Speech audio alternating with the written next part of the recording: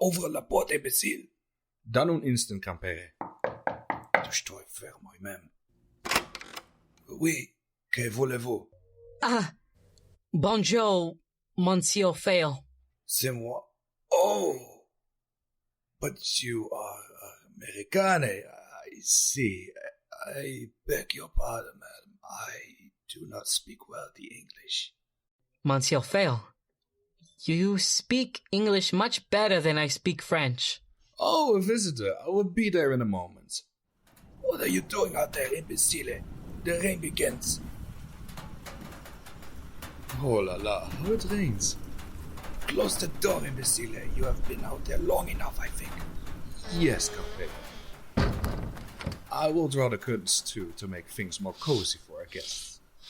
Vraiment, it is a miracle that you could do anything right. I will make you proud of me someday, Campere. Now, madam, how may I be of assistance? My name is Mrs. Frank Gilbreth. My husband and I are close associates of Frederick Taylor. Enchanté, ma'am.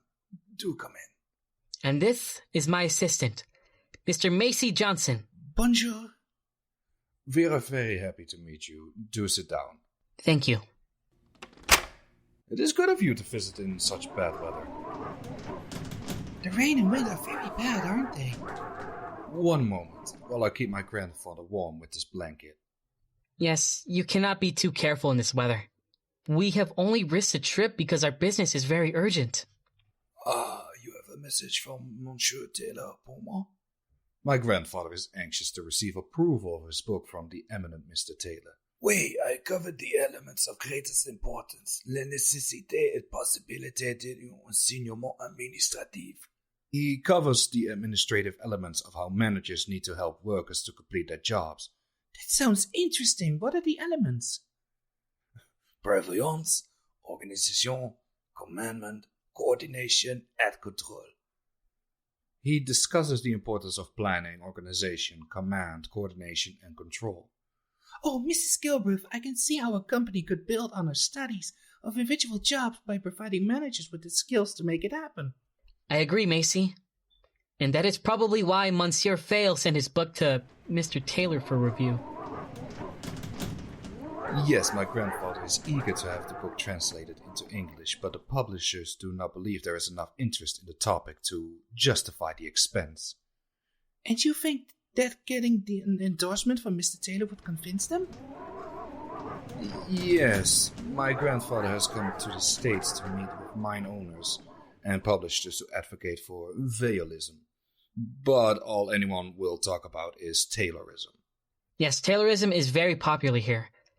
That is what we have come to talk to you about. Monsieur Taylor reads my books. He likes it. I do not know how well he speaks French, but I do know he was looking at the book a few days ago. What is this on the sofa?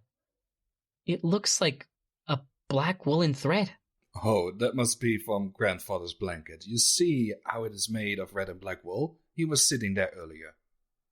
Just, that is enough about the blanket. Monsieur Taylor, what about him? I'm afraid I have bad news about him. Mr. Taylor disappeared from his home yesterday. No. Did you think he would be here, madam? As you can see, he is not. Oh, no. But he was heard to mutter about unfinished business and since that phrase was in your message to him, we felt the need to come see you. Ça, c'est sensible. I remember writing that message. I was referring to the unfinished business of the testimonial we had requested from him. But wait a minute. I just read that phrase somewhere. But it is... In yesterday morning's newspaper? Yes, see here? Unfinished business brings European expert weaver to Pittsburgh clinic. Yes, that is very interesting. May I have that newspaper? But of course, madam. Macy, we must hurry to Pittsburgh. Thank you, gentlemen. Adieu, madam. And goodbye. Goodbye. What is that you're holding, madam? It's that black woolen thread I picked off the sofa. But it seems to have some blue woolen fuzz on it. What is it, ma'am? It may be my imagination, But this blue wool looks to be the same color as Mr. Gomper's woolen suit. Very interesting. Yes, ma'am. Is that a clue? It might be, Macy. It just might be.